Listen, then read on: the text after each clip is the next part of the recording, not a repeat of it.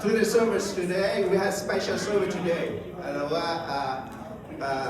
We have so many programs today, so we have to start early today. And after service, so we have a meal, right? A food, a dinner down there. So we go start early today. We combine service today.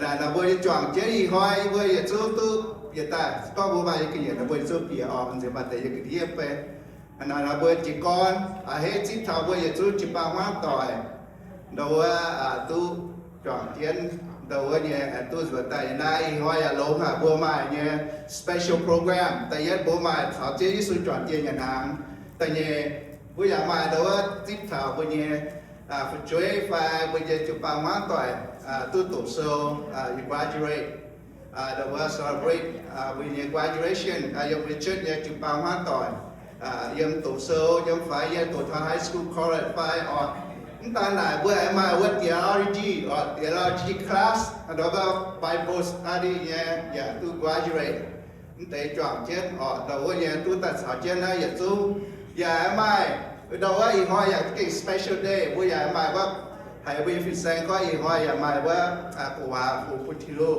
dedication maybe dedication อย่างนั้นอีกว่าที่ special day นะเราผู้บวชจอมเทียนเราว่าตู้เราว่าอย่างนั้นตรงวิญญาณใช้วิธีลูกตั้งอย่างบวชตู้เราว่าบวชจิตที่หุ่นยว่าอย่างตู้บวชหุ่นยที่ถึงหุ่นยฟูไปถึงจะบวชอีกว่าบวชตู้จอมที่นั่นโหดเขาbây giờ chụp bao mát tỏi như celebration cái là special day ở như này ở đây giải bữa chỉ còn là bữa mà cái mà tỏ từ hoa tỏi từ tóm cái tài chỉ là mà như phải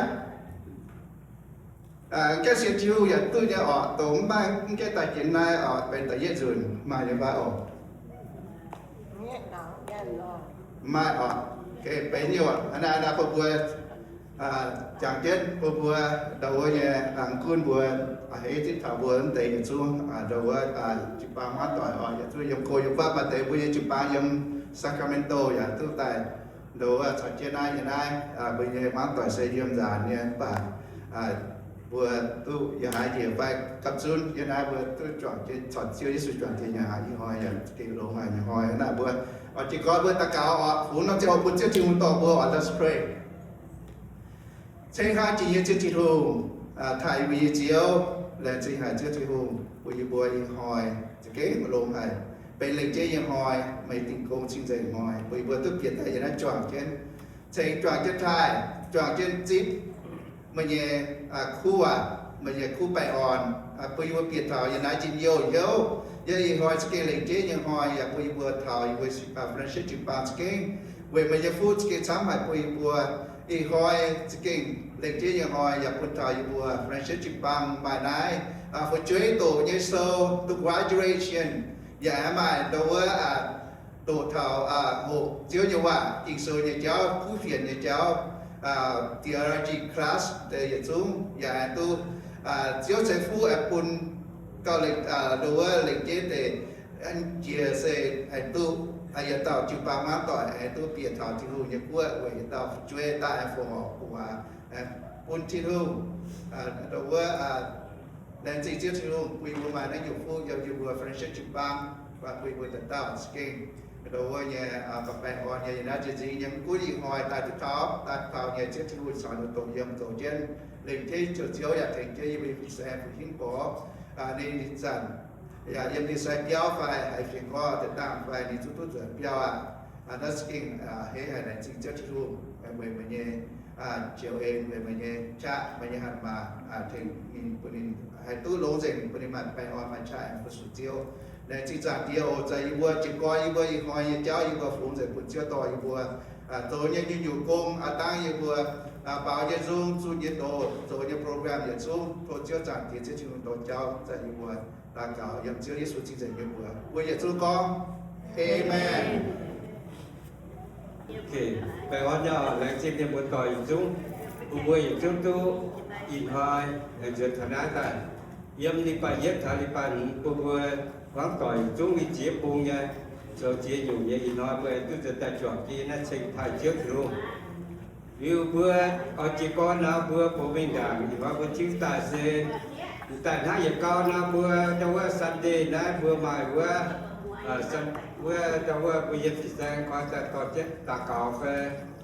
đâu có tổ chức sâu cho là Sunday đó mà phải muốn lo cào muốn thì chúng ta Monday giờ bây giờ thì sang ít có nhiên thôi và có nhiều người chậm chủ giống như là có thuộc thời gian Tuesday bữa mai bữa kỳ sâu dạo kỳ sâu nha nhưng chỉ còn nhiều hạ môn thu nhiều người tỏi chẳng chết nhiều Wednesday mà cả đâu có mình hát tao chậm từ lúc từ đi phải đó là bữa mình chỉ nói muốn mai bữa của mình muốn phát chế thì là chỉ cần chẳng cho con từ bữa nó nói là nó bị phải tôi có nhiều bà sẽ chẳng trên ở dưới trên tay Thursday vừa tháng tầm mai nhung sẽ vừa tại tôi chọn cái ít quyển Friday vừa là mình ta có coi những khảo môn là so môn dưới trên tay ở những cái tòa Saturday vừa là vào chúng ta dọn nó ok vừa nguyên chỉ của con vừa cái mà bảo vừa thì vừa được nhắm to con là mà giờ ở Saturday ý chúng ta qua nhiều một tòa thảo để mà giờ năm đi phải lên ý năm đi phải hát thảo qua chịu qua như lẽ tụi hát tao mới có tiền họ chỉ là số một cái phải trước vừa như là vừa hạt chọn trước khi họ giờ một tiêu hậu chỉ sản chết vừa mình chỉ là dùng qua lấy về sao vừa họ ý chúng ta ở đâu qua hát chào mà của nãy nó với tụi mình vì là giảm kênh ai con thảo như là nhìn nói vừa nghe của mình đi cháu xem vừa nó cũng có thể của mình ai như là những năm mình vừa có chấp của vừa tổ dung nghiệp của ta có thể dung tới phải mình tổ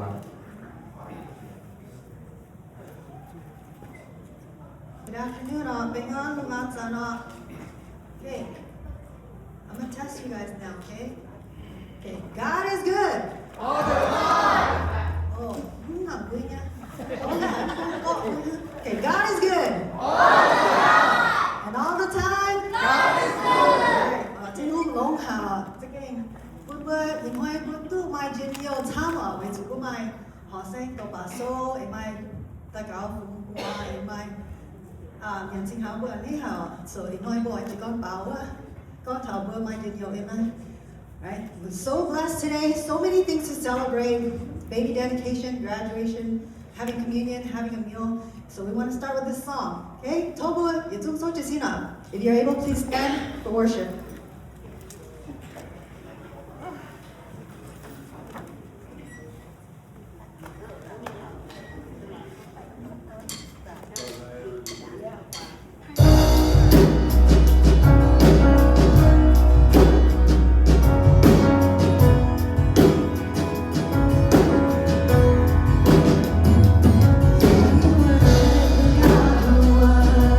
We worship the God who is.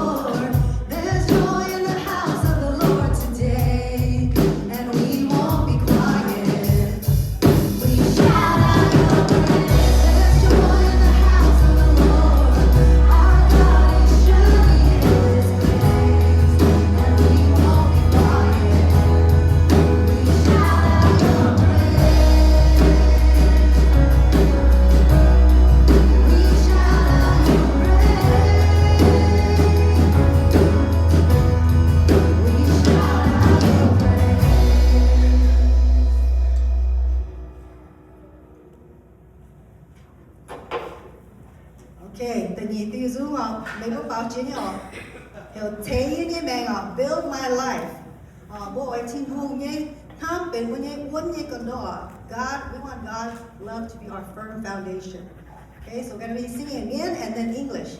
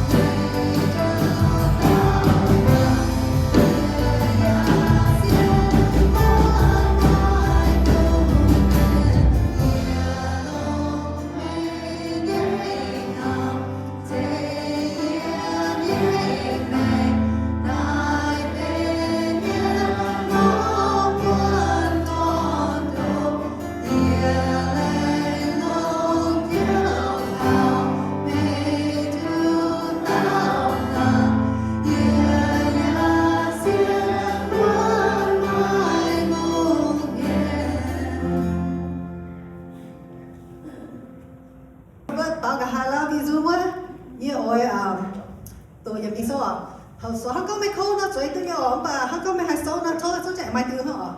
So if you're getting tired, you need to sit. Feel free to sit. But I only have one more song, and I'd like us to read a scripture together. So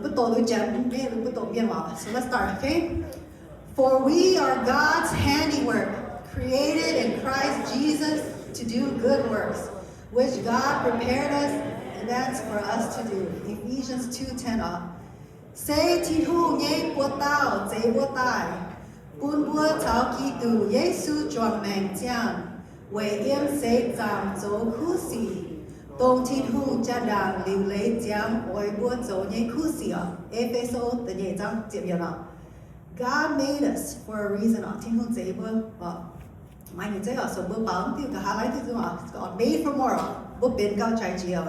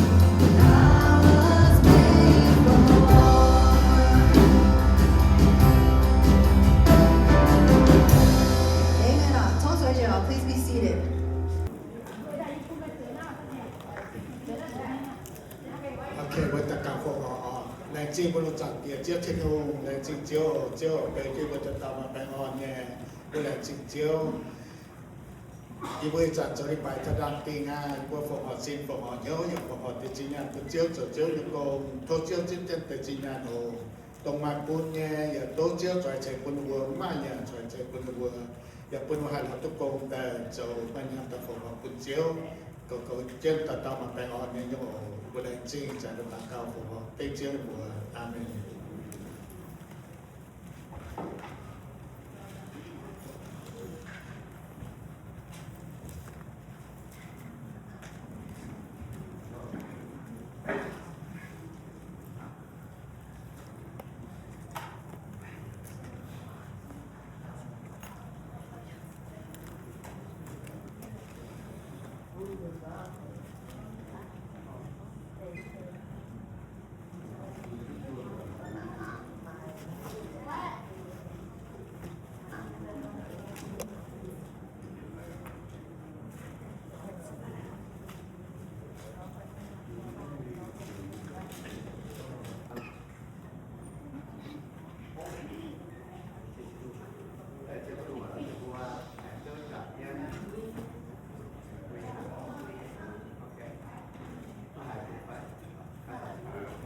Glad to go we thank God today with wonderful service for today and the worship announcement of you all. So let's take you to the world about you or make you to the Sanatico. Sen như phái của bà thằng con thảo, anh chàng của bà thằng con, của thảo với phụ nữ luôn học của phụ nữ đầu cái sản đất hồ xe cái con thảo của mày tập quả phải nhà phụ nữ luôn, anh đã vừa bà thảo con với tất cả phụ nữ cái cháu xe một bạn kia sơi nó sẽ như phái, một bạn kia sơi này nó có thảo, chiếu nhẹ lệ, phía trên có hai tao dùng tu tao tao con có chủ phụ quân chiếu hỏi thế này Lugaa sơ thì Ziangx is a family by Luke chapter 2 verse 23 thế này tôi có thảo vừa tao dùng tu quả của chủ phụ quân chiếu sẽ có bên mạng ta càng back to Lugaa 2nd 22 and that's Jesus Christ have to dedicate to God too, right?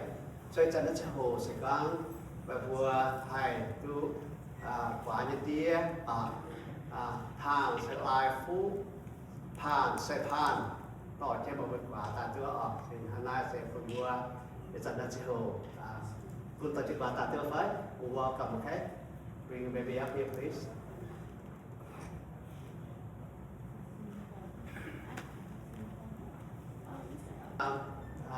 ลายมันก็มีหวานเหมือนกันนะเบน Okay, maybe to nominate to let you answer a few questions.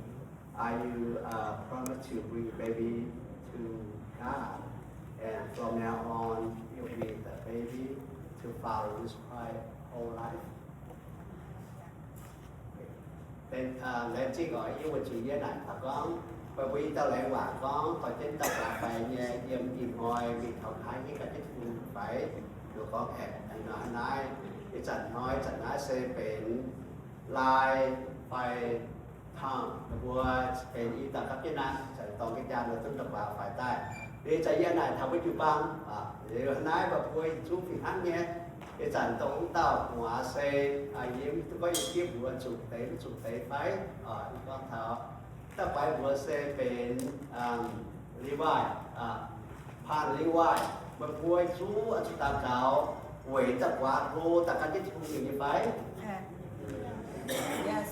ไอ้เวลาต้องสอนเนี่ยวันเลยชูจุดบางเป็นแฟชั่นจุดบางแต่เขาเวทเตอร์รีไวน์เห็นเรียวการที่ชูอย่างนี้ไปเอเมนที่น่ารัก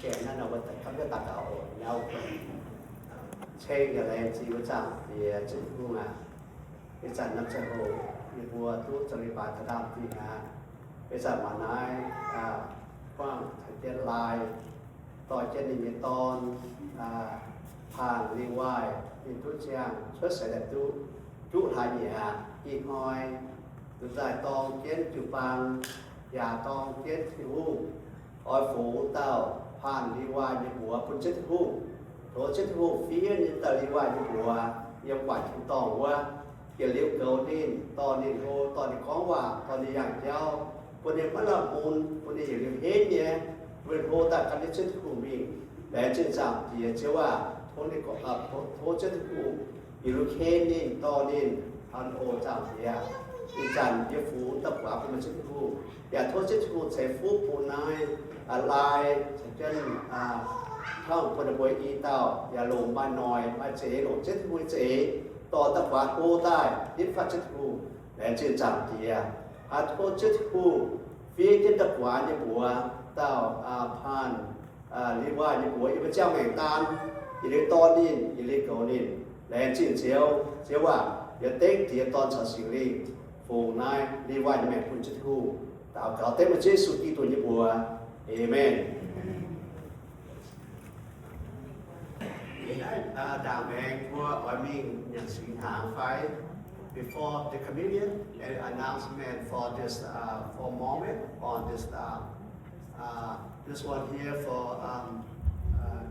next week on Tuesday thì là thiết ổ đã sẽ cùng với chẳng có sao mà bữa ổ thì cũng phải có ám ổ cho tới chỉ vì mộtตู้ổ thì nó thiết ổ là bữa phụ bữa dần dòi phim xeอีเรื่องมันเสร็จว่าน้าเซนอยู่ไปยี่ตองอยู่ไปตองอยู่ไปเจ้าโหอยู่ไปโจลิปายเจ้าของนายอ่ะเอสก็มันว่าถ้าต้นเจ้าโหเนี่ยกิมิงยิบกันอีกว่าน้าเซนอยู่ไปมิงเนี่ยโอ้ไปยิบมากเสร็จว่าเจ้าโหมิงเดี๋ยวน้าพูดว่าอย่างจะก็ยี่ตาที่หูยี่เป้ามีแรงจากที่หูยี่มาเดี๋ยวว่าอย่างห้ามแต่ว่ายิบห้ามต่อยไปตัดเอาไว้ห้ามต่อยเป็นจันทร์ซอยฟิเซ่ยิบห้ามต่อยโอ้จันทร์ซอยฟิเซ่จากที่หูยี่เนี่ยทีนี้เป็นเมื่อเสร็จเนี่ยพาสเตอร์อยู่บริเวณนั้นก็ว่าต้องมีเยอะแต่ว่าเราทีเราจ่อยนายออกผมมาเจอบริเวณนายนายนั่งเงียบคนทำบริเวณนายจ่อยที่มีคนจ่อยที่มาอย่างสิ่งทางนี้ตัวออกสิ่งที่ดูเดี๋ยวนายบัวขอจ่อยแค่อย่างสิ่งทางนี้กันที่มาอย่างกินเซลมากินเซลเลยนะอยู่ที่เขาเผาบัวตาตาเมียนบัวเชื่อมสุดเกี่ยวว่ามีอะไรเชื่อมสุดอย่างสิ่งทางWe all brothers and sisters, we need baptism and we need the union, right? So we know the fellowship actually will set up the date. This month, June 27, we have baptism. Okay, so anybody to get ready to honor baptism, so sign out the name out there. So they get a time, get a date, so we have to teach the baptism. Sẽ có một ta phải chứ của chỉ có biết là gần nói rất là nhiều, rất là nhiều. Của phải chứ này thà sản của con thì thay, để cho nông hội phải đi nông hội phải giáo thằng cái gì để cho mình thầu của. Để nói của Benx xin Benx nó thà chỉ xuất trọng để chạm và thà chỉ xuất trọng làm xin. Anh ai của được tàu muốn phụ phải cuốn bật tạt ở chỗ có biết là và để chính trị hộ. Để nói của mà những cái sâu như nào của bạn đã kinh sâu phải của với nhà thảo của miền hòa có thảo Lomaa sâu the best the champion Untitled Chapter 8 của thiền sẽ có của ấy tụ miền nó tệ bên tụ miền ấy tụ trận nó tụ trận you able to read the miền fine able to read English well follow that scripture có hai năm có tụ trận cái tụ mà cả ổn con sẽ có cái tụ yếm về của gì nhau về cuốn về của giàu như về của nhà xin ở chủ lại chủ tài về của nhà linh quân đúng chàng kiến về chủ về của chào thiên cung họp nhớ mẹ là xoa của lẽ thiên cung với nó bằng kiên của đất tao của xuất xảy tài của chú của tận tàu của chủ tài của chủ lính đồng bào Kenya với tài những bạn kia sẽ có một mùa những con bữa trèo phải với con tài của đại thiên khu miền để báo sẽ đi về lý phải đài Steve Christian family anh ấy treo cổ lý cũng với chàng thám tập kia sau bữa tài sẽ bữa tài nó sẽ bữa tài như với xin tháng bây giờ những nguồn chủ tài If we die, only the body, that's not the spiritual. Vì hôm nay cũng mặc thả con, về bùa gia linh quân, lúc giảng kiến, về chủ, về bùa chào thiên khu, họp nhau đạo. Nó là chỉ theo theo kiến, vì chúng ta bên chào thiên khu họp nhau.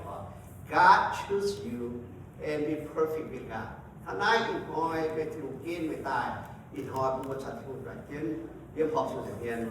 Là chỉ theo hôm nay chỉ hồ liu, yêu ở bùa bùa, cái chuyện thà chỉ số chuyện thì hiện hàng,วันนั้นcái chỉ số nhẹ anh tuân chúa bữa ta cầu linh sẽ bên tham chỉ số nhẹ khó, nông sản bữa ta cầu bảo liu bên tham chỉ số giảm, cái trận nó sẽ khổ, vì nó buồn thấu buồn hoa, buồn bó nhiên nhận sinh hàng với tàu, này là buồn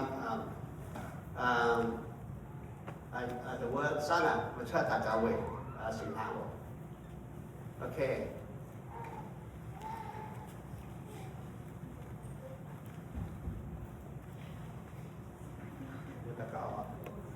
Ceix là chỉ về trên hồ, là chỉ chiếu về đủ bài ngò thì hỏi, về chỉ dạy hỏi, đủ hỏi. Bây vừa hỏi từ từ thầy đã chọn chế một số chiếu cho nó cho hồ. Bây vừa giờ cho chiếu chọn cái nhận hàng, giờ về chiếu sự tinh, sự cả lại như chế hồ, chiếu điểm chọn con hàng. Bây vừa chọn vào chiếu chiếu là chỉ chiếu. Bây vừa chip con sinh hàng, bây vừa nhận được sinh chúa. Bây vừa nhận được, bây vừa mãi phải on, thấy vừa phiếu với xin dạy. Giáo bây vừa chọn siêu thấu về chiếu thì vùng mình chiếu như sự tiếp là mình như mẹ. Về như vừa chẳng thảo mình không chỉ. Như vừa là chính chất lưu, bây vừa mà nó nằm ngoài, mà nó nằm cho hộ, bây vừa chọn chiếu. Liệu tại như lai hà, bây vừa nhận thứ chẳng thảo chiếu về chiếu chủ mà nhân khu ẩn chủ về như vừa tự nhiên chủ quảng thiết thị đòn kia là hay là là của các bạn kia chủ kia có chiều về như vừa lại chính chất luôn dành vừa có sự tham khảo nhận xin Chúa đánh chết số chính thể Amen. Okay, now we'll put a teaching hand on the service in all. All stand up to sit the prayer, please. That's service in all.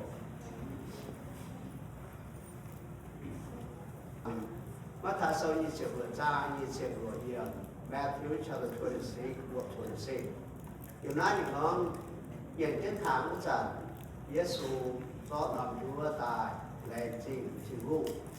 Chủ mẹ coi buôn đi cái sạch của bùa và con chip tài nhà nát nói xây như xin của lệ trình vụ của skin tổng ái anh hỏi cho chúng con chỉ những cái vùng bạc to feel bên chính trị tài.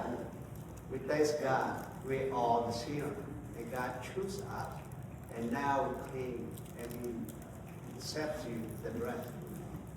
Thì dần nó chấp hồ của ta cao liên nằm Chúa bên thang chỉ xuống xin chỉ xuống nhỏ the bread we have that done is similar to the body of Christ.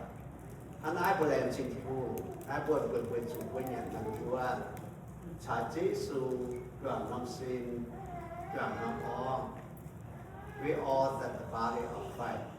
Anh ai bộ làm chính phủ ở dần của nhận và dần chạm thật Giêsu. Every time that we eat the bread and we remember to cry out God. Anh ai bộ cho ta nhận và chúng dạy ta với dần nhận. Chỉ đảng hỏi Giêsu chủ mãi không muốn. Để cho nằm Chúa tài ta cao liu môn như ta bún ta đi bún như chân như ta sẽ có anh ai cháu ít hỏi bây giờ phải ăn anh ai cháu chạm thật Giêsu.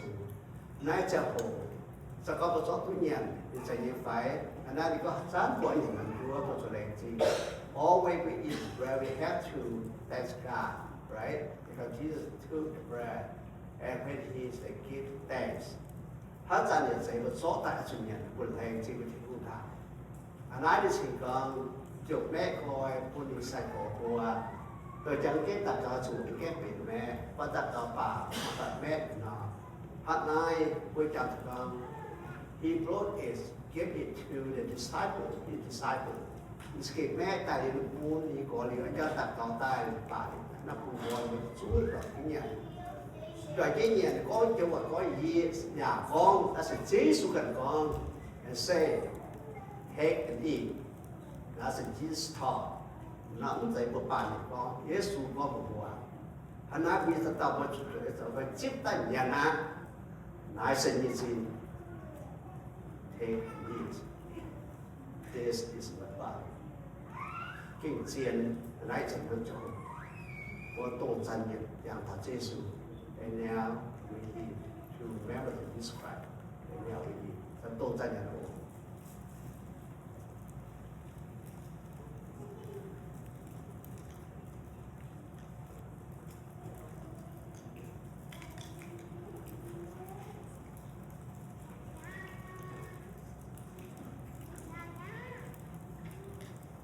Chĩa chỉ này vậy Pastor, introduction here. Chị ta có học sinh bộ.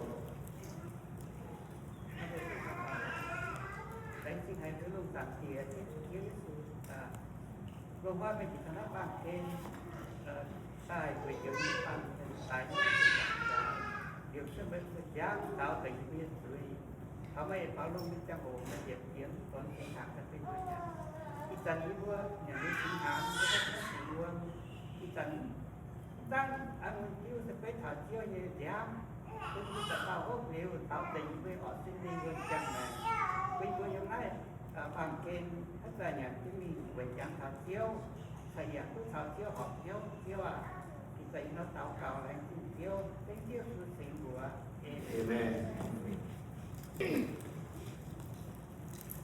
Cái hai người mà ai có thái sâu như chữ giang như chữ chết hay như chữ vết nhé. Matthew chapter 26, verse 27 to 28. Giá 28 như chữ chết thì con. Giêsu ở chỗ chán ăn một tiêu tài lẽ chịu vì thiên vu chỗ phun đi bùa nhà con. Về bùa Giêsu phun hốt mà như chữ vết của em. Nói xây như giảm quầy liều như thiên khu như ngày hòa xây liều suốt quầy buôn thiên khu quảng về bùa quảng miền xăm như suy có lẽ chỉ thiên khu anh nói chắc cổ thiên khu về phim hãng nhé kéo chót chúa ta điện lên chỉ thiên khu cái chàng đi phim hãng nhé chót chán ta lên chỉ thiên khu anh nói bùa hát chàng hỏi hốt nằm chán ở chỗ lên chỉ thiên khu always we pick up the cup and we have the bag. Bữa nay chỉ thu nay bữa cho tất cả liu, chúng ta dần với Giêsu Korean bữa, để chỉ thu Korean bữa bữa Giêsu hiện bằng hiện tại, chủ tiên chấp rằng nhà về bữa, when God so loved us and chose us and sent His only Son to the earth and died on the cross for us. Thì dần nó sẽ hồ, với hình tự tiền Giêsu về của anh đã bữa đang kiến làm gian nói xem thằng đi có hiểu về của điện chúng cũng hộp mà để nhớ ở bên con thằng bring from it all of you hát dàn của xem thì cũng miền của xem rằng kiến áp dụng lột nắn làm gian áp dụng hộp đã để uống với chẳng thằng Giêsu đến tiếc muốn tiếc khâu về của nói bật dụng có thì tiến thằng bà về chiều vì linh quân whatever's cup, very small, and you do, but it depends. When prayer done, it look like similar to the blood of Christ. Hắn nói cũng chẳng thật kinh chiến thành quân thằng mày chạy ra. Hắn nói có thể với chẳng hốt nắng, bây giờ nếu ở chỗ hốt thảo Giêsu tài, not even we're doing for right now, we do until Jesus comes, right? So it's another whole, we got get hope. Cái chẳng thật Giêsu waiting to like our way for and now we're doing remember Jesus died on the cross for us and now we're doing together and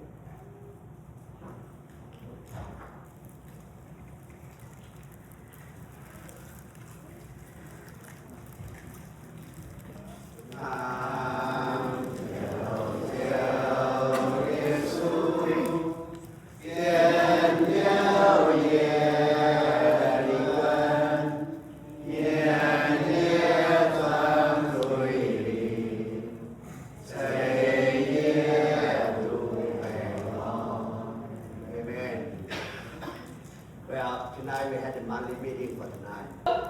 Hello. Hello. I'm not here yet.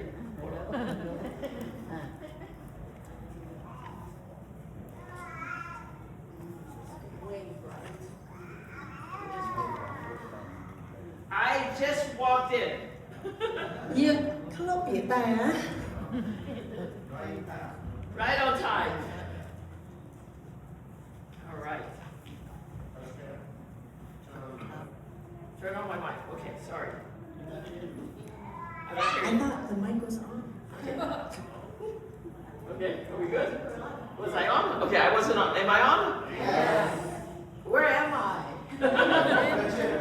Okay. All right. Do this with me. Okay, ready to go? Sao chứ đi走那了？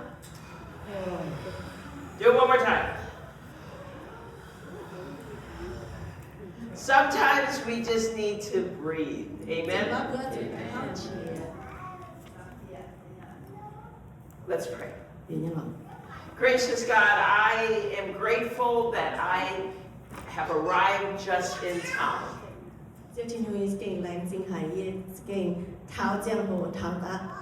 But you are always on time. You are always present with us.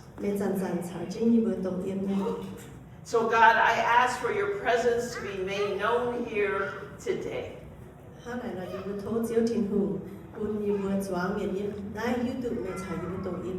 That nothing, including myself, gets in the way of your message to your people this day.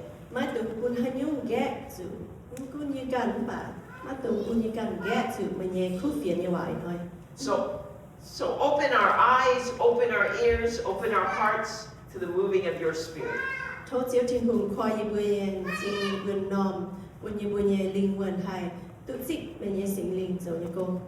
In Jesus' name we pray. Amen. Amen. Amen. Hello, everybody. It is good to be together on a joint service.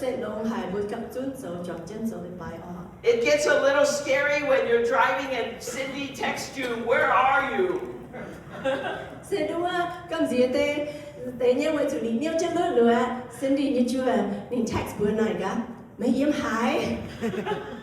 Fortunately, I was able to leave a little earlier and get here right on time.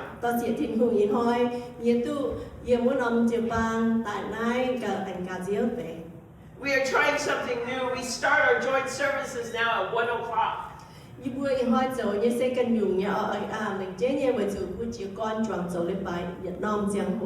That is an hour and 15 minutes earlier than normal.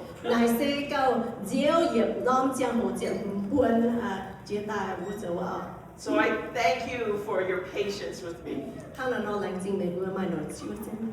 I want to say congratulations to all the graduates. Graduation. Sorry. Okay, I told you I'm a little off. I just got here. That was me. I translated wrong. Graduation is a moment of great celebration.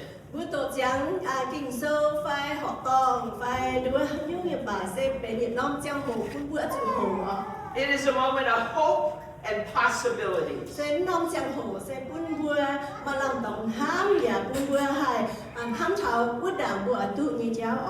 It's a time when our graduates begin a new adventure. They experience change and new opportunities.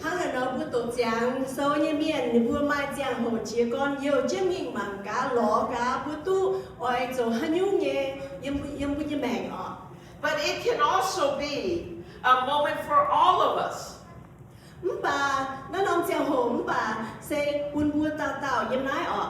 Anytime any of us start something new, do something and go through a change, we are like the graduates.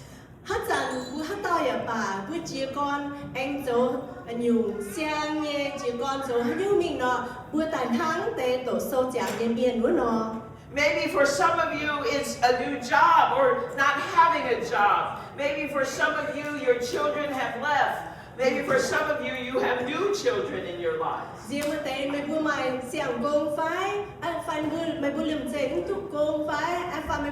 chẳng phải chơi yếm dùng quá tại yếm lúc như mẹ phải. Every time we are about to start something new where there is a change, there's possibilities of temptation. Hát chẳng bữa dấu hát nhung xiang vẫn dấu chiến tục quang chiến bữa mai giang hồ tháo năm chẳng na bữa hai mai chéo tại đua chủ bữa mình dấu tòng phải Not temptation in the obvious sense. sẽ hát bây giờ cao con đua chủ mày đua bữa dấu chuyến sẽ tông những Not temptation to break rules or make bad choices. sẽ có bữa chủ đua bữa mình dấu tòng lễ phải bữa đua mình dấu tòng chuối phải hát nhung sẽ hăng này đó.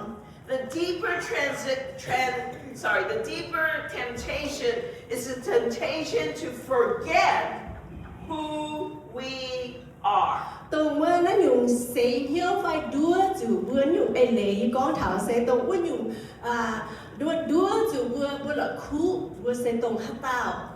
Jesus is, in the story we're going to look at today, Jesus is going through a time of transition, a time of change. Y hỏi bữa tổ như kinh sâu con thảo Giêsu quang chủ năm giang hồ ni ở chỗ thiếu ni nhé Maengc thiếu ni chỗ công nhé cháu nhé giang hồ You see, Jesus had been a carpenter.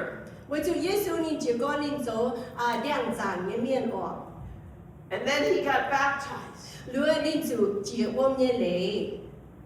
But before he could start his new ministry, the Spirit called him to the wilderness. Bà đà ni mất canh chỗ thiên hùng nhé công dùng thiên hùng nhé cút phiền lúa tại cháu sinh linh to ni bịa lúa tại bùng hoang mình. I believe Jesus called him to the wilderness so he could discover fully who he was. Ý xin con, đứa sinh linh to ni mình thảo tại bùng hoang lúa với chủ năm giang hồ ni ở chủ màn hồ hiếu tụ nhìn sẽ tông hát tao. Let's see if we can learn from Jesus. Mà cá bữa hai chuột Giêsu nhé nhung nhé phải. The scripture today is from Luke 4, verses 1 to 13. In hỏi bữa tối nhé kinh sâu sẽ yếm Lugaa ta phải trang ta yết yếm mình thảo chữ phàm yếm. All right, you know the drill. I read in Mien.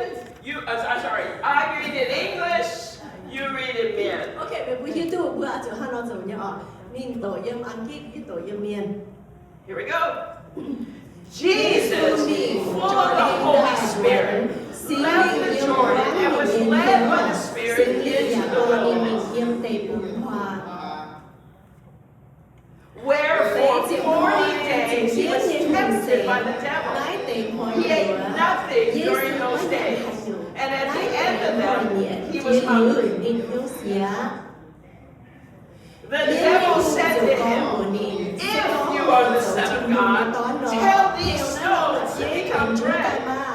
Jesus answered, "It is not written, man should not live on bread alone." Maybe noodles, but not bread.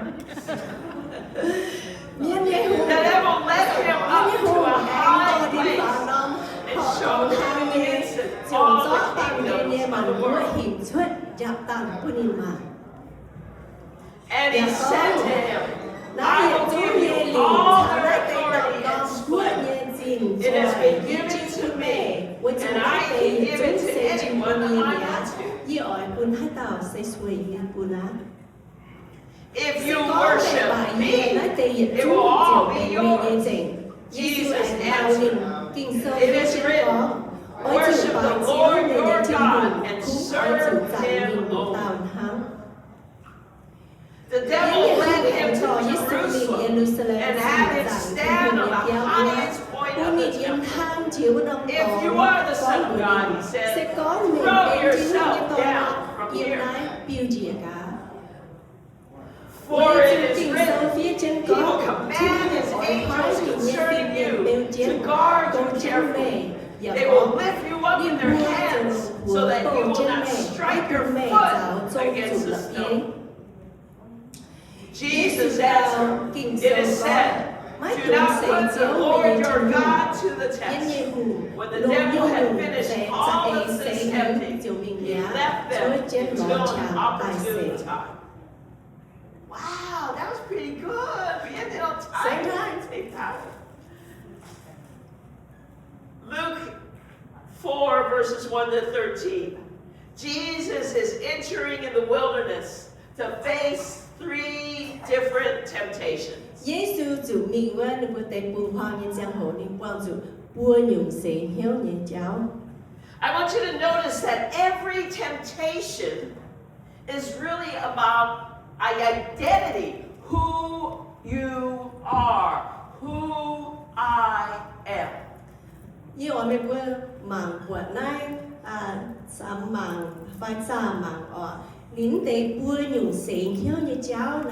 谁讲头耶谁懂黑刀？ It begins with asking this question: if you are the Son of God, 您只讲呢谁你教你话谁哪个？谁讲没做天父你多呢？ that's about identity. Who are you? If 乃谁讲头不谁懂黑刀？谁讲没懂呢？ prove yourself, show yourself, take control.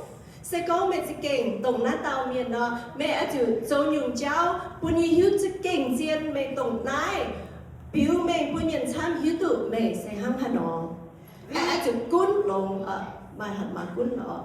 These temptations still confront us today. 你得不用谁晓你教，错就不到面就谁人害哦。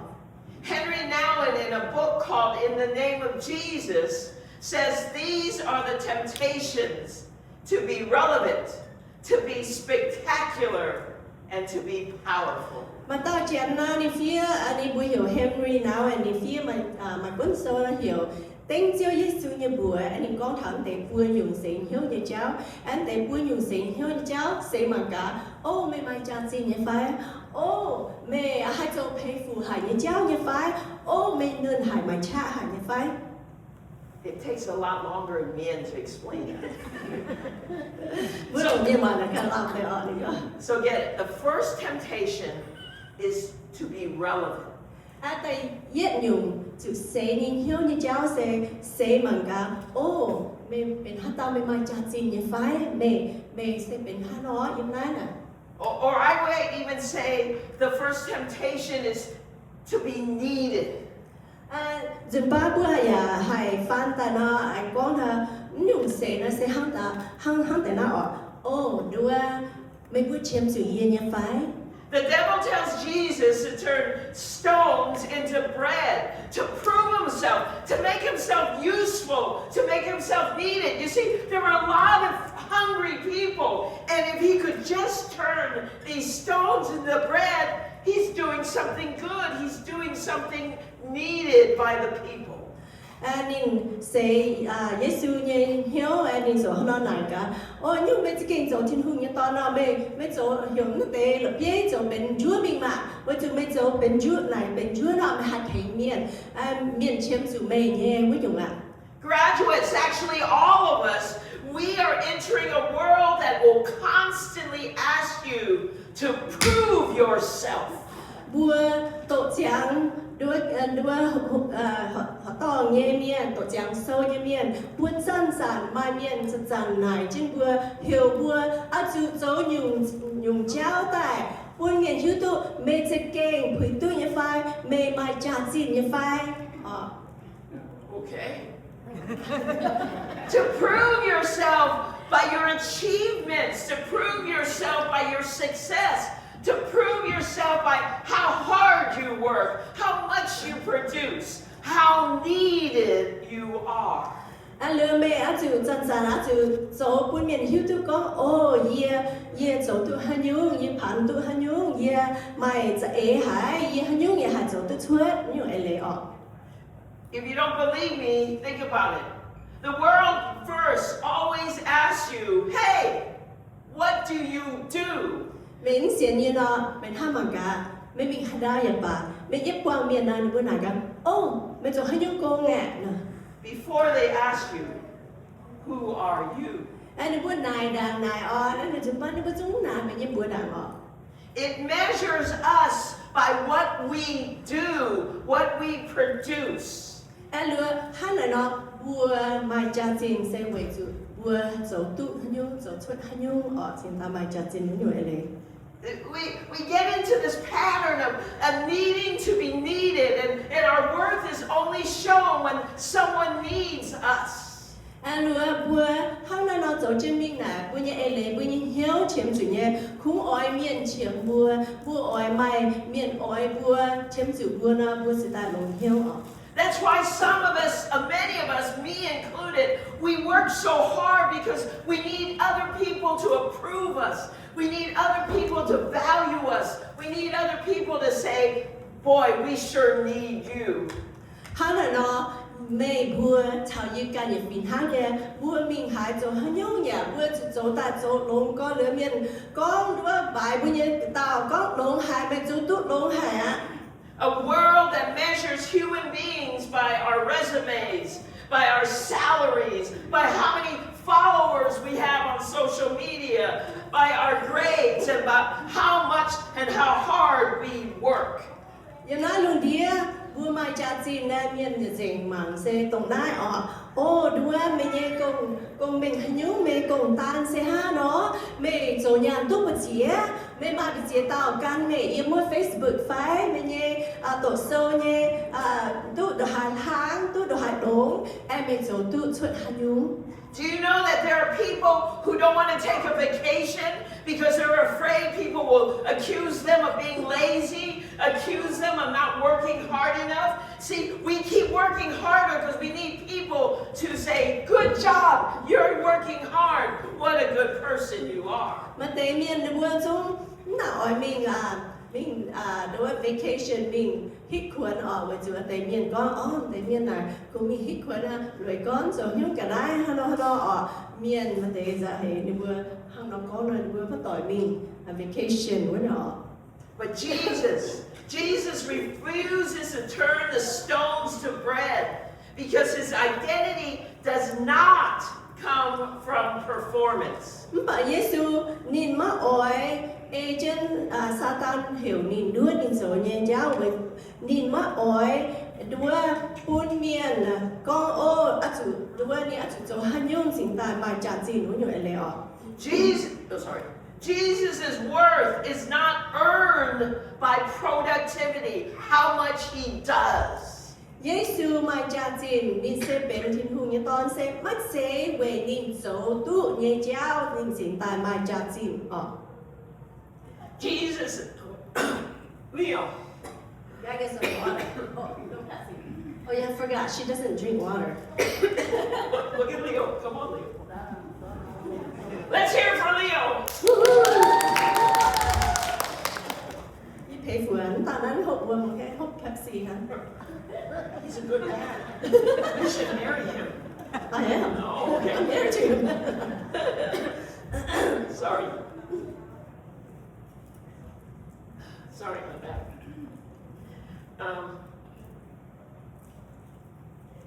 Here's the thing. Jesus does not have to prove he is loved.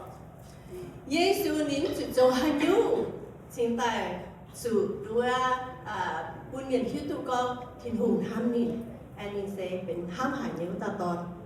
And the good news is, neither do we.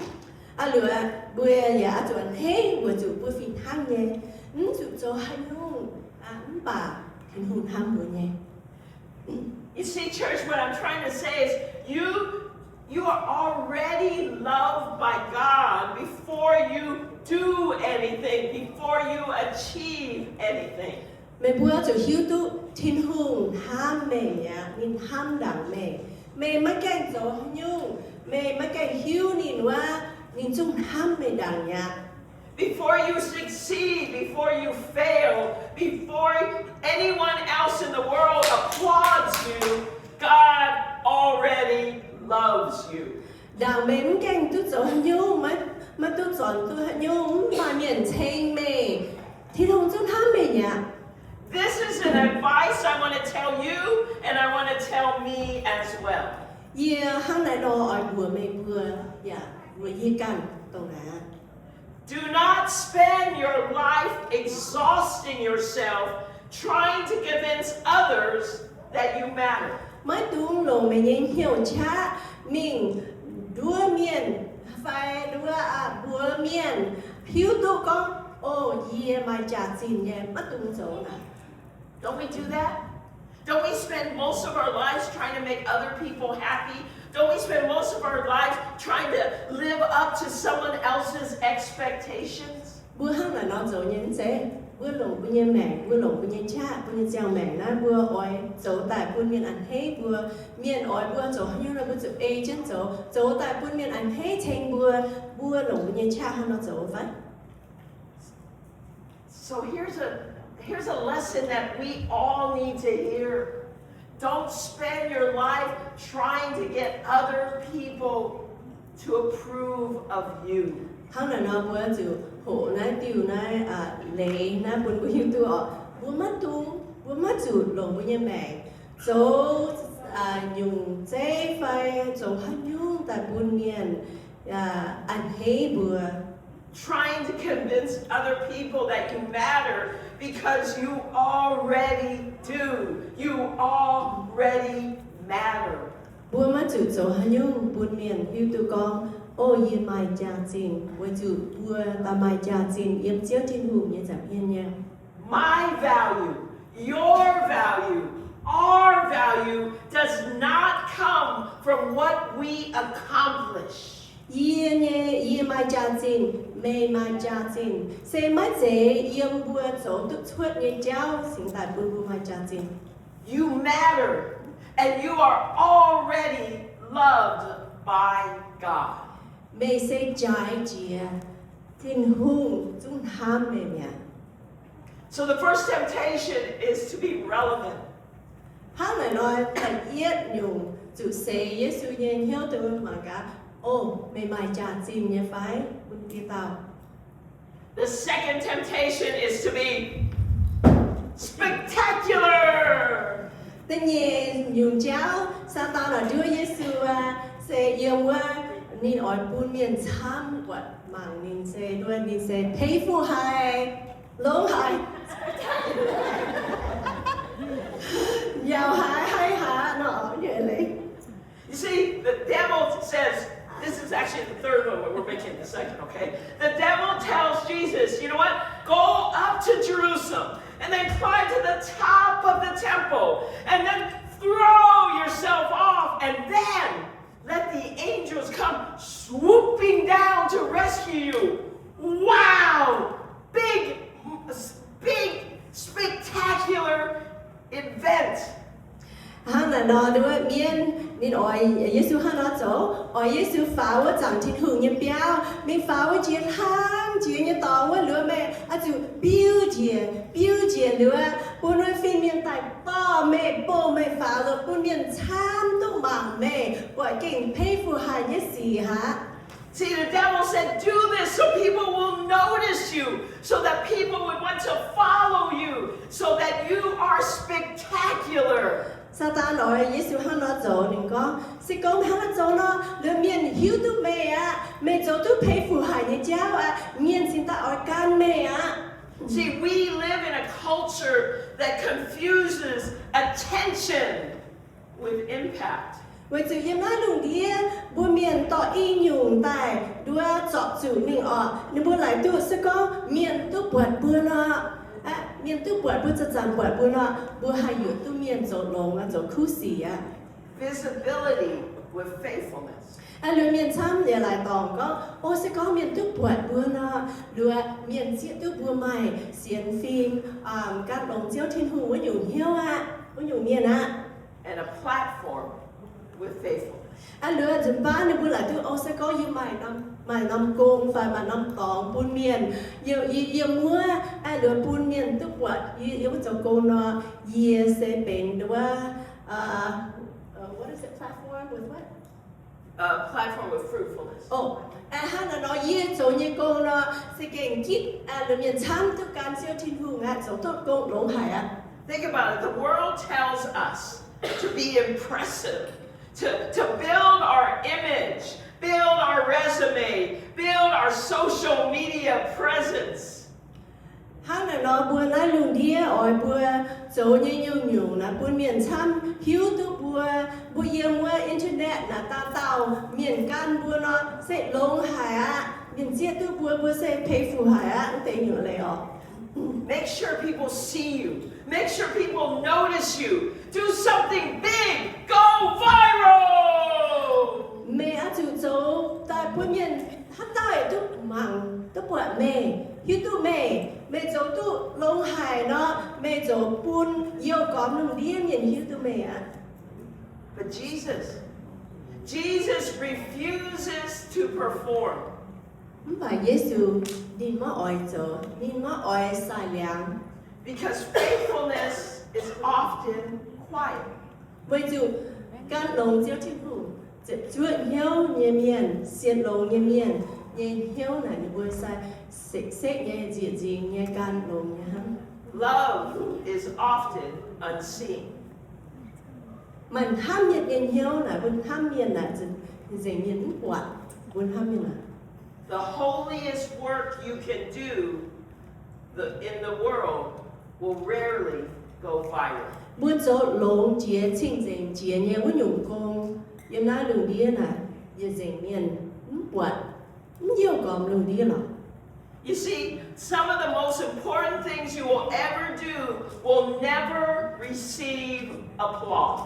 Bữa chỗ tiếp tục có, chúng ba bữa chỗ lồng chia họ chia nhé con quá dễ miễn tức quả miễn bài trang của mình. Can you give me some water, Leo? For example, like listening to a friend that's going through a hard time, by listening to people who are hurting.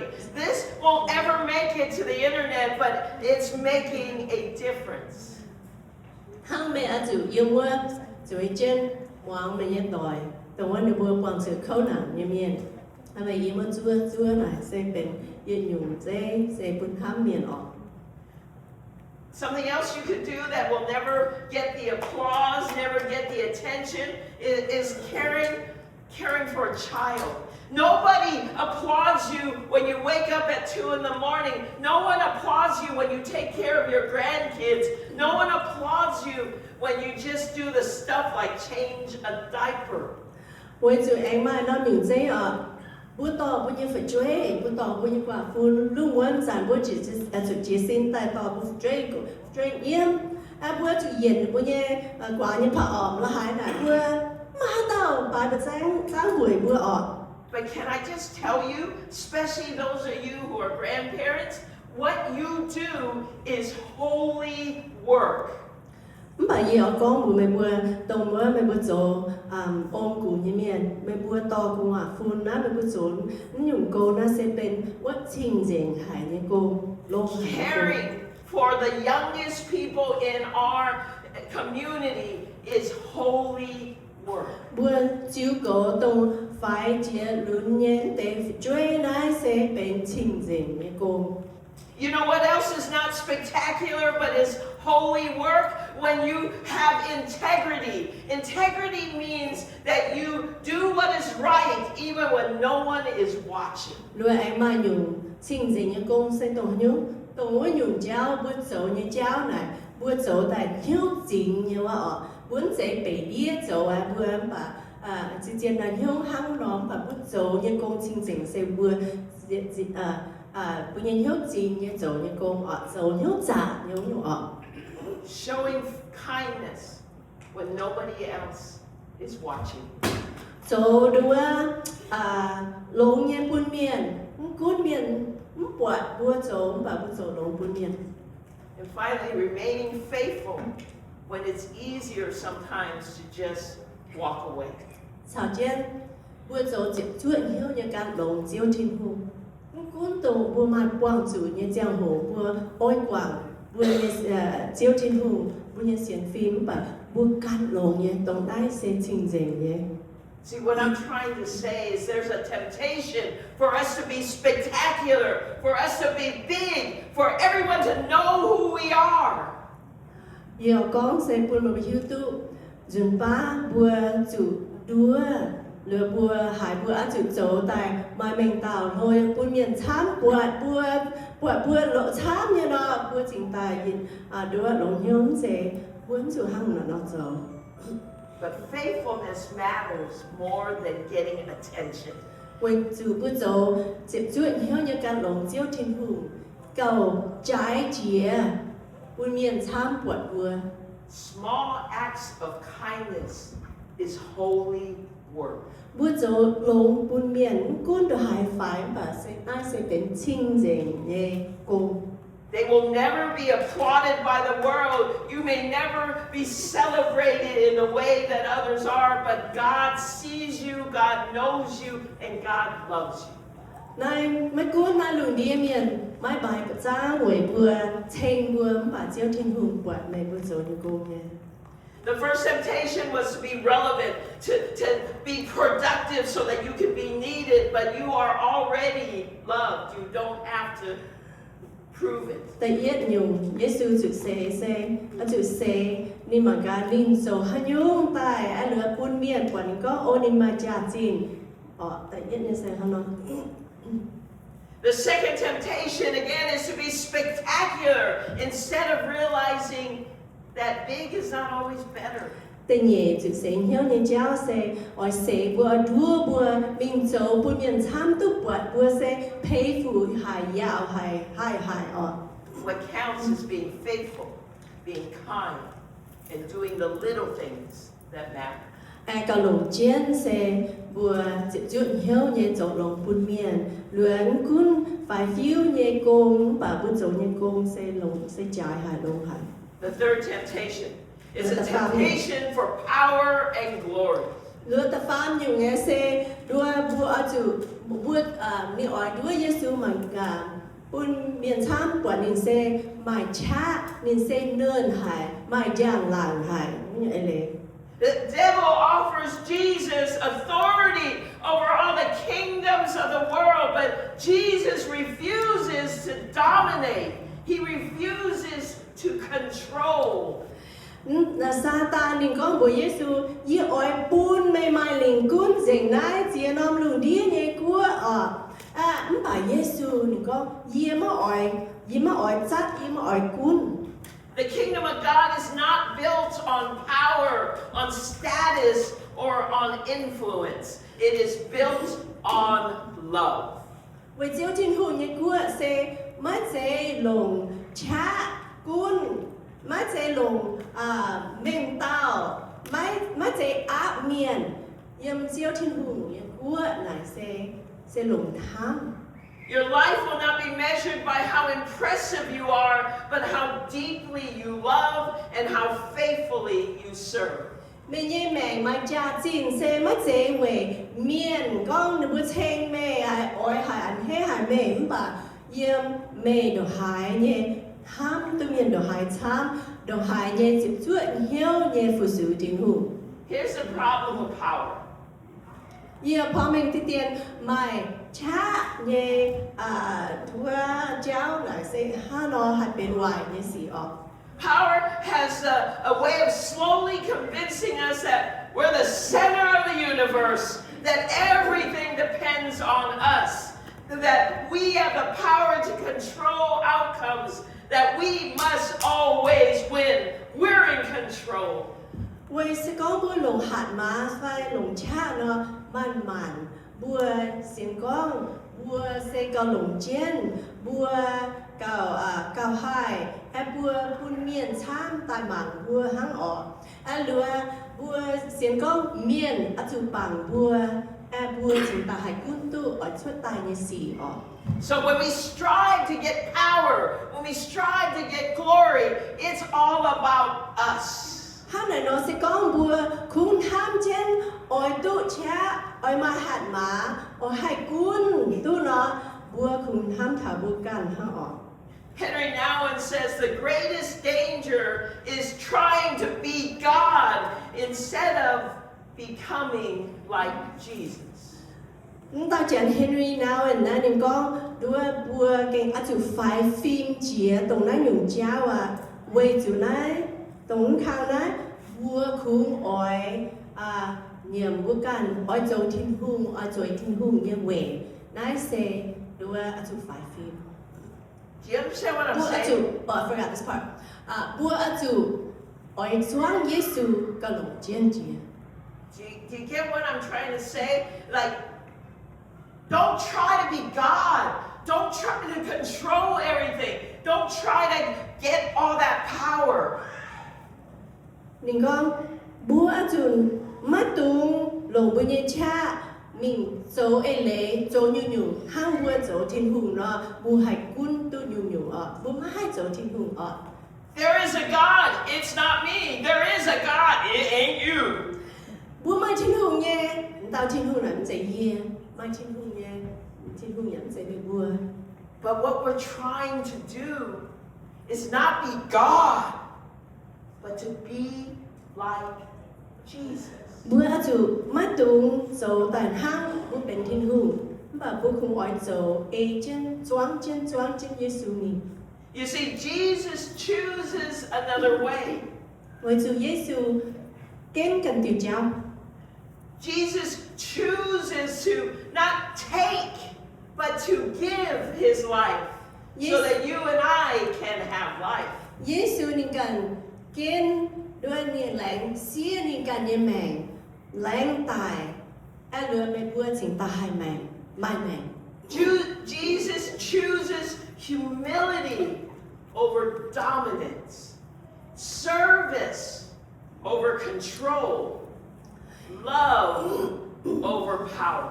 Giêsu nên kén nhiệm nên cần số phải mà sẽ cuốn tiền tàu nên oi ham miền mà sẽ cuốn miền In the kingdom of God, it is not about how much we control.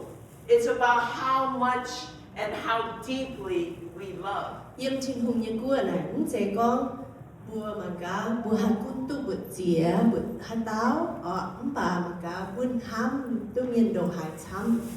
It's not about how many people serve you. It's about how many people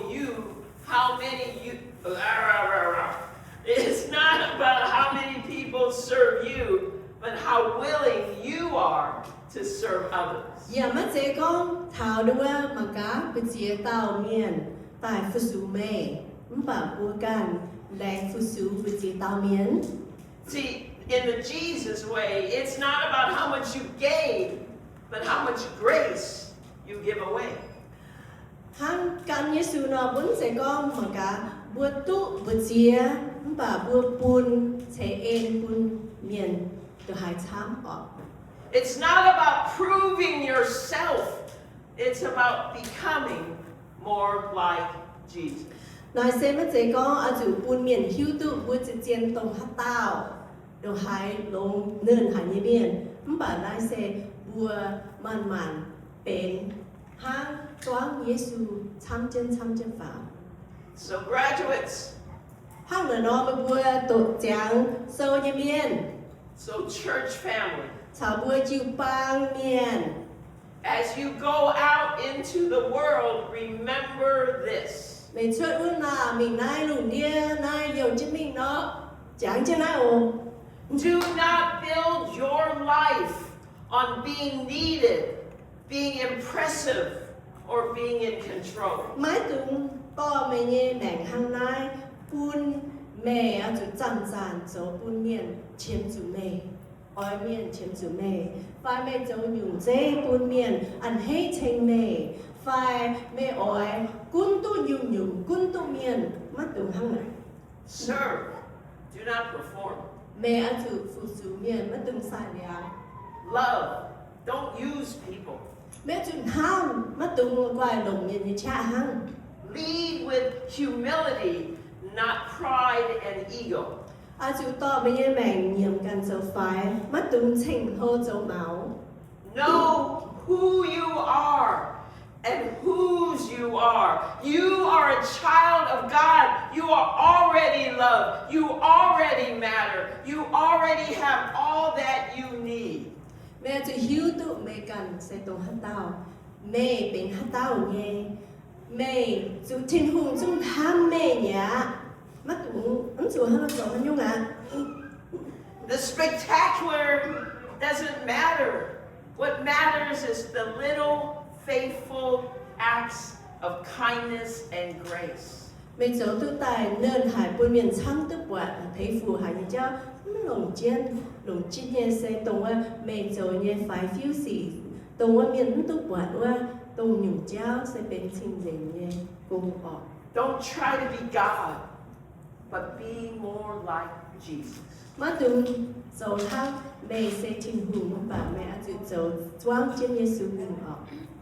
And in all that you do, Lượng cuốn mẹ trở những nhà bà do it in the name and the grace of Christ. tiếng trên Giêsu nhà bùa và về Giêsu nhà em mẹ chúng ta hãy dấu tự nhung.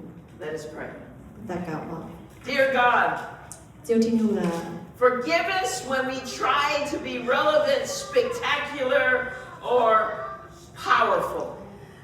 thô Diêu Thiên Hùng quảng như bùa duy cầu ô nhung ô tế giang hồi như bùa ỏi miền phù như bùa bài trả chín phai như chỗ thức phê phù hải như sĩ phai như ỏi cuốn miền phai ọ.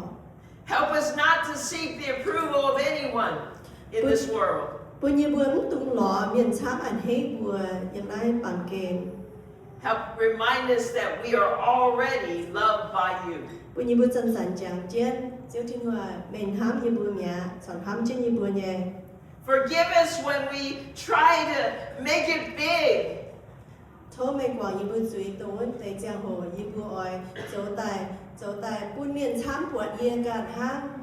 And when we forget that making it big sometimes being small. Với chủ yêu bữa dấu như xì, dấu thô như xì nà, dùm ba dấu phải như cả dạo. Help us to humble ourselves so that you can lift us up. Thô chiêu trình hùng thành như bữa, nhiệm như bữa cần dấu phải, hăng này nó chiêu trình hùng dài, ô như bữa phạo. It is in your power and in your grace that we live. Xe về mình như chát, sau về mình như em như bữa sẽ ta mai mẹ. And all God's people said, Đây bữa hiện dưỡng sẽ trình hùng có. Amen. Amen. Tổ trưởng số miệng hàng số năm số có giảm ạ lại chi thiên hùng lại chi Pastor Karen hỏi nhưว่าsẽ tự trình bùa giảng thảo thiên hùng sẽ ham bùa mía nên tại em cho rằng cha bùa sẽ mà cha chín nhé để nói là đánh chín nhé quả thì số như quả thì chính bùa tham nhỏ ý hỏi sẽ bên lệnh chế như hỏi bùa chúng cặp chúng tại hỏi sẽ phụ sự thiên hùng và phải hai nhà bùa cặp chúng ta phụ sự in nhà bùa tư tổ chẳng sâu nhé miền mai tham tạo thế nhé phải như tôi là bùa thì chúng ta ai hoài phán tạm bấm bệnh như bùa xây về từ bùa sẽ bệnh để chúng chỉ ba miền sẽ bệnh để tóm hóa cỏi nó bùa ai trả trên là bùa nhắm hóa cỏi thì chúng là thấy tôn tư tổ chẳng sâu tệ họ. So today we're gathered not only to worship our Lord Jesus Christ, but also we wanted to celebrate a special milestone in the lives of our graduates of 2026. Okay, graduation is the result of years of hard work, sacrifices, and God's faithfulness through every challenges and every success. Okay, as these graduates complete one chapter and prepare to begin another, we want to remind you of God's promises. In Jeremiah 29, verse 11, "For I know the plans I have for you, declares the Lord. Plans to prosper you and not to harm you, plans to give you hope and a future." It's to remind us that God has a plan for each one of you, those who graduated this year, and those who are, upcoming graduates, right? But that God has a plan for each one of us. Okay? And so as you begin the next news chapter, whether it's college, work, maybe military service, or another path, all prayer is that you will continue to grow in your faith and keep Jesus at the center of your life. Pastor Karen's message reminded us that we don't need to prove to people. We need to know that God loves us no matter what path you take, whether it be the next year of another 4 years of college, or maybe you're taking a break, or maybe taking a vacation, or maybe the next chapter of your life is going to work, or maybe marriage, whatever that might be. we want to remind you to, put God in the center of everything. Okay. Con tất nhiên thảo tế mùa thảo như chú tổ trưởng sâu như quân bộ trưởng chấn quân bộ hàng tổ trưởng sâu nhiều tế quân bộ chỉ con mình tổ sâu phải lò công chỗ phải chỉ con cha phải start hoang tỏi phải chú quân bị chú trưởng chân quân Giêsu cho quân Nyei mẹ như bây giờ mẹ như bây giờ mẹ.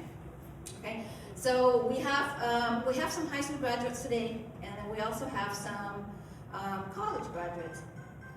Master degrees is what we want to acknowledge. Okay, so just wanted to remind you that the world will offer many voices and direction to you as you go out, venture out into the world, into a college. But we want, but being connected to God in every possible way will help you to know that God's word and foundation is the firm foundation that you need. Okay, and so as a gift from the church, we prepared a Bible, a devotional book, and then there's also for high school graduates. Okay, and also it's a jar of like a Bible verses, and so that for whatever feelings you go through, you pick one up, and to help you stay rooted and stay connected to God's word. Okay, so it's important to keep that in mind. So today we want to celebrate your accomplishment, and even more importantly, we celebrate what God will continue to do in you, okay, and through you.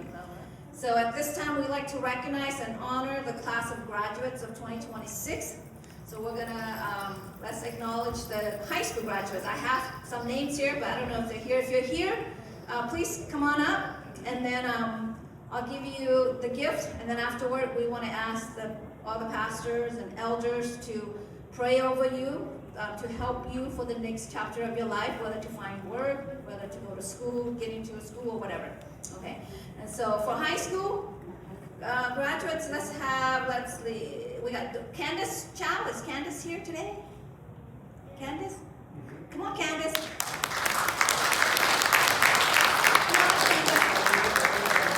This is Oma Nyei Siouc. Say now, say Mien nhé. Siouc Phan hả? Come on up. Oh, it's okay. Come on up. Okay, next one. Isabel. Is Isabel here? No. Isabel's not here. So go.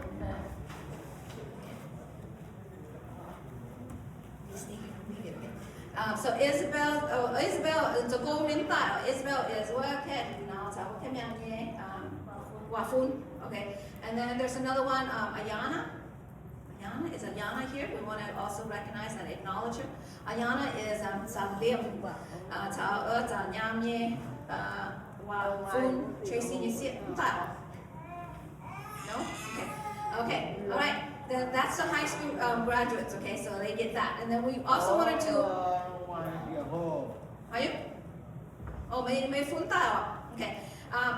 Next, we wanted to also recognize those master degree. Okay, we got Melinda Chow. Is Melinda here?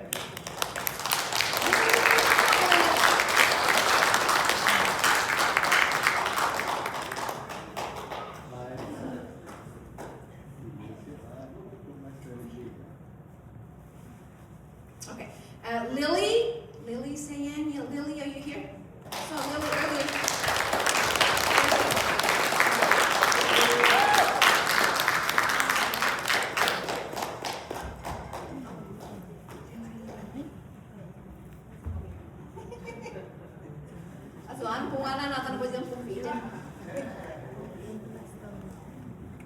Okay, and then we have two special Bible graduates this year. We got Kenzo now, come on up,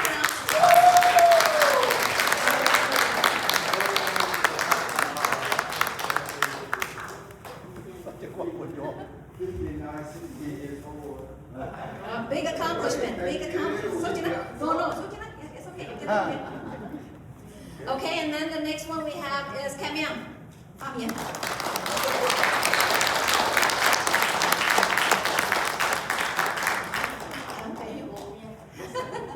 just a little gift from the church on behalf of the church to help remind you to stay grounded in, in Christ, in whatever you do. Okay, so maybe at this time we like to maybe have all the pastors or elders. We want to pray for them and what we normally do, right?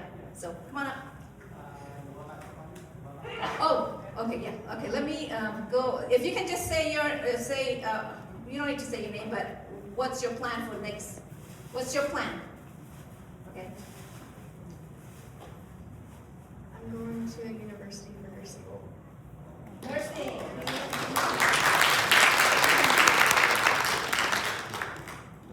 I will be working as a research associate at Untitled. What did you graduate from? I graduated with my master's in biology.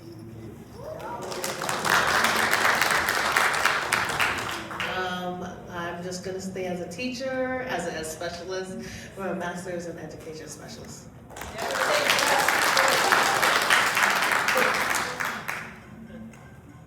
Ye có miền hòa hậu ye bên miền cổ miền ye sẽ có miền hòa ở trong một bộ phận nữa ye sẽ làm chính thiên hùng ye ở cuốn con bùa cổ dậy na thiên hùng ye dậy na kinh cuốn bùa cuốn hóng tạ dùng ba này ở bên chỗ nhung bùa chúng hiu bùa dẫn chẳng thào bà thiên hùng ở bên chỗ những con na kinh hóng tạ tôi mình thào phụ kinh sâu giang xe na ya dậyกันhai chỗ tu ở tiết nhung mai thiên hùng quân ye chỗ mình thảo nái tay nhẹ ye ở lại sinh thảo buôn chụp băng buôn ye chụp băng chiếu buôn ye nhiệt non chụp băng nhiệt chú mà buôn ye tàu cầu về ye chỉ thay mình cứ thảo nái ye lạnh sinh chỉ mình học chỗ thiên hùng buôn ye chỗ như con ye ở ye chỗ hắn nhung ye quang dậy nhung chỗ về thiên hùng con dậy bữa năm thôi lạnh sinh. First of all, có miệng vào lệnh chính thiên hùng để yết để nhẹ nói tôi lệnh chính cái này mình chuẩn nhất tổ cái lông hải bún ye hay tham tất thảo lệnh chính ô thốt thiên giải phú bún bún ye pastor cái này chẳng cái điều nhảm lệnh chính là ha cha sẽ tao có nằm mai chụp băng ở thành kiếm cũng con bia chụp bia cái giống bà thốt thiên lông ye hay cho công bún ye hay đỡ chắcกันyeแต่hay đỡ phụ sự thiên hùng lệnh chính.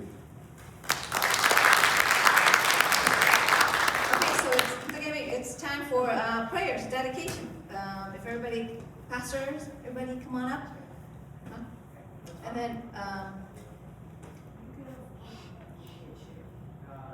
tôi giờ thứ hai ngày thôi bây giờ chúng thì chưa được ta cao ở quân quân miếu đảng như cháu, quân quân bị tổ số pha mi hada phải thật thôi vậy thì không thể chỉ có chưa được vợ.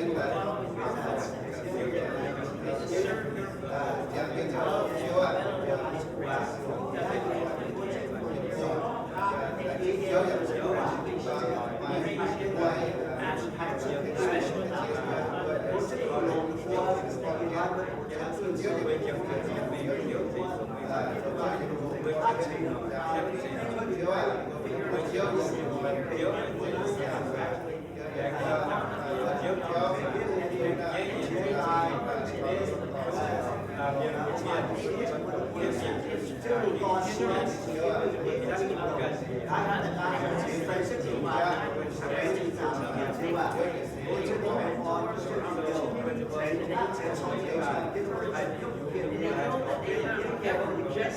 theo của bạn chuẩn bị phải phát cái tổ phải sức từ bằng sẽ đi bên đầu để trên trả cũng như bao nhiêu bài có cũng như bao nhiêu cái tổ áo để chịu của chiếu à của cái thế đi của chế của cái chứ điều nhất định sống này cũng khác cái của lô trình lô thì tôi sẽ sớm em của cháu tại thế thì phải sức đi vào những đầu đặc biệt cái của tôi là tôi như thế sống sâu để tôi thì quý hai sự kiện thế chứ mà bây giờ còn thì khác cái của Meix này bị not in free chứ tôi cần cái gì mình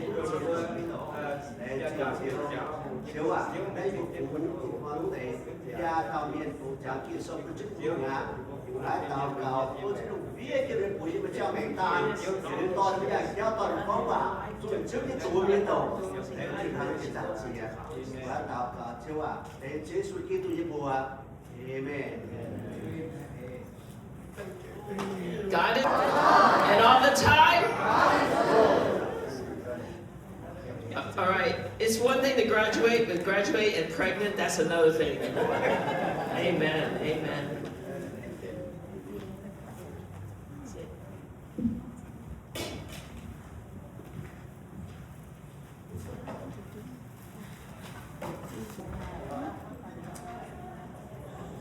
Okay. Even với chàng cha rồi đâu với chú nó chịu về mà khoai với chuyện hàng dùng muốn dùng với chàng chết từ cô thì vừa nhìn thôi tiếp trở như cô nhìn chung là chỉ không ta tiếp vừa trở chàng như là vừa ta cào quên chết liệu vừa nhìn chung cũng từ vang giữa nổ với chuyện gì với chuyện với mình chọn trên nhà hàng vừa bên chàng lên hàng những cái gì sắp nhận chưa chết như là vừa nhìn chung chọn trên anh ta vừa cho bài của chúng ta cái từ những gì nhà hàng đó. Ok, nó vừa chọn cái ta cầu vừa có chấp nhận cho chúng gì đó. Trên nhà là chỉ vừa chọn tiền trước thì luôn, chỉ dành chiếu, cho là những chiếu bên trung thang chỉ những chiếu, bên chạy luôn chạy đào những chiếu thì luôn. Đang chỉ chọn tiền chiếu đi vừa thằng thôi, sớm tư vấn sẽ vừa chiếu thì luôn, chiếu cầu chân của vừa kịp bằng hoang tỏi tận tao, mà cuối vừa dầu hai những dâm hại buổi chuyện chỉ xin chiếu về chịu cầu vừa tỏi vừa giảm giáo tỏi vừa bị trước tỏi vừa buổi chuyện để chỉnh chiếu in thôiเป็นchiếu nhìn tình cầuที่คนนอนจริงจริงนอนbuổi vừa kịp bằng hoang tỏi chúng tôi được dạy tại chuẩn khi nó trình thải chiếu và lấy chỉnh chiếu thì đủ mà cô nó phải sẽ theo gì nhé chỉ sâu như hòa in ha on ta tạo và on tháo nó để sao họ sang được một tiếp tục mà để tiếp tục chẳng y khang nhà mà để tiếp tục chẳng tạo khang và thấu chiếu em liền chết sẽ cho mình sẽ nổi tôi được vua em cha hồ chết mình có tổ tung được vua chấm chủ hồ nhiên được vua bền chàng hồ nhiên chiếu một cảnh thành chết tôi được vua mà cho mình từ được vua tình chào hồ tu nhiên chiếu cảnh thành chết được vua hồ tu chúa được vua hồ chàng nhiên từ được vua